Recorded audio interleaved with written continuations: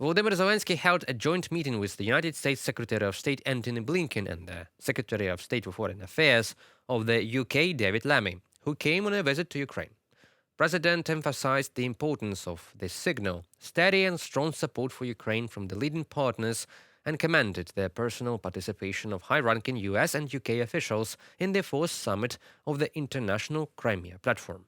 The president informed about the situation on the front line and the priority needs of the defense forces. He also stressed that it is important for Ukraine to receive permission to use long-range weapons provided by the United States and other partners as soon as possible. And this topic we'll discuss with Taras Semeniuk, an expert in international relations. Hello and welcome. Welcome you. Hello. Okay. We are glad to see you in our studio.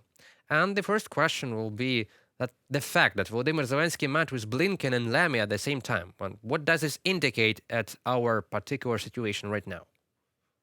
Actually, I think it's this is the very good sign of unity of such say leaders of Anglo-Saxon countries, and this is the first time that U.S. and Great Britain are in Ukraine with both representatives. So it's the strong sign to Russia, of course, and to allies of Russia that are helping Russia to receive missiles, ballistic missiles, of course. And the strong side is that it's the message that Ukraine are not alone, and US and Great Britain will support. And the second sign is about Crimea Platform that was held in Kiev in that time.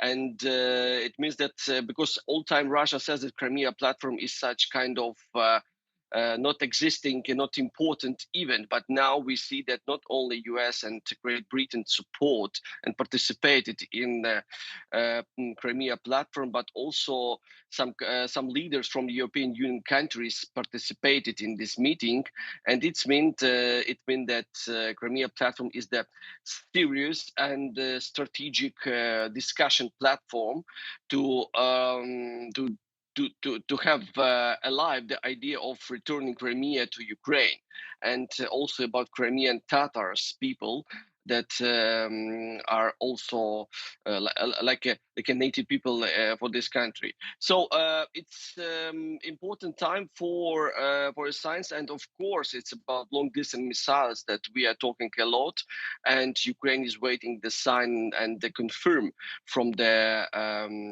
US to give the possibility to use these missiles for long distance focus.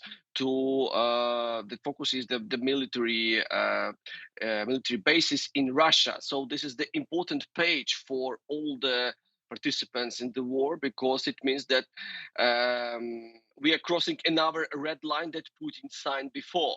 So what does it mean? And of course, our partners are thinking twice before to give the long distance missile to Ukraine, because it means that it could be for his mind it could be some the conflict will be have full scale not only in Ukraine, but also they doesn't want that NATO would be involved to war in Ukraine. So this kind of pause, this kind of thinking a lot, it's from US part, but I think we are very close to receive this agreement. And we have actually been waiting for this decision to be announced, for example, by Blinken in Kiev. And British Prime Minister Keir Starmer and US President Joe Biden will meet this Friday on September 13th. One of the topics will be this decision possible to allow Ukraine to hit deep with Storm Shadow and anti-comms missiles into Russian rear. Why is this decision taking so long, as earlier Blinken said that Iran has supplied Russia with ballistic missiles? Yeah, maybe this is the second step, because if Mm. Iran gave to ballistic missile to Russia, it means I think two messages, because Russia is not cannot Russia has a small baggage of ballistic missiles, and participating of Iran is the rising assets for the war. And of course, the answer from the US must be in the same way as I see. Because if Iran gives missiles, ballistic missiles to Russia, it means that participating of Iran is open, so it's officially proclaimed. North Korea, the same situation. Only China is standing apart. Only China is like in neutral position. But we know that important details for missiles China could send to you to Russia, and because Russia cannot produce by alone in his production missiles for his army, so Russia need allies also, and this is another step of rising in the war. And I think if we are talking about to respond for Iran's activity with missiles, it means that Ukraine receive the same kind of weapon. It's like to have a balance. If we are talking about in military frame of view, it means to have a balance in the weapons. So Russia understand and know that these missiles could be a very danger for a territory. So it could be the last. I think it could be the last stage of the conflict, because after that, after long distance missiles, could be the next level is the nuclear tactic missile. So how it happened and what will be the future, nobody knows. And what will be the answer from Russia, nobody knows. But I think in that case, giving long distance missiles, Storm Shadow or ATACMS to Ukraine, allies, US and Great Britain, has the answer if Russia will rise or will use nuclear tactic missiles. So I think this is the way of thinking, I think, of our allies, and they will never give to Ukraine long distance missiles if they would not know the answer, how they will react after, if Russia will raise the question. Now I see it's like the final stage of that escalation process before the nuclear one. And earlier, Or Volodymyr. before, or I'm sorry, or before the peace Mm, negotiation. It could be yeah. the one of the last year. So that is a possible manner. So escalating to some point, and then the victory plan of Ukraine or the peace formula as announced by Volodymyr Zelenskyy.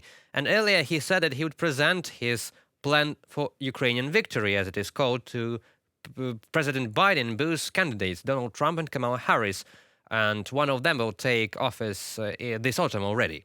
Why is this important that we are talking about the victory plan of Ukraine, what it means for our Western partners?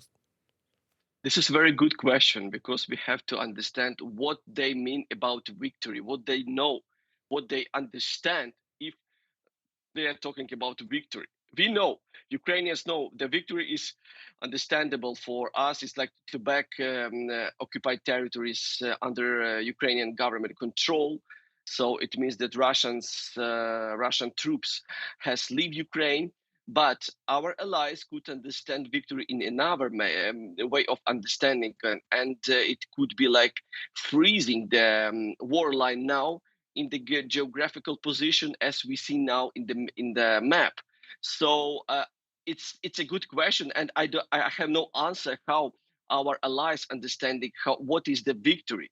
I see that Kamala Harris in her presidential program, it's more than 100 pages program. I suggest you to read this program, and in one of the page I saw that Kamala Harris is talking about Ukraine, but sovereignty of Ukraine, not about giving back territories, not like territories in 1991 borders, but it's about sovereignty. Sovereignty is the political use of understanding about the status of the country. It means the country exists, but to back territories from the occupied Russian armies, it means we need much more time. not for now, but maybe for a long distant time. So it's a good question. We can manipulate, we can see, but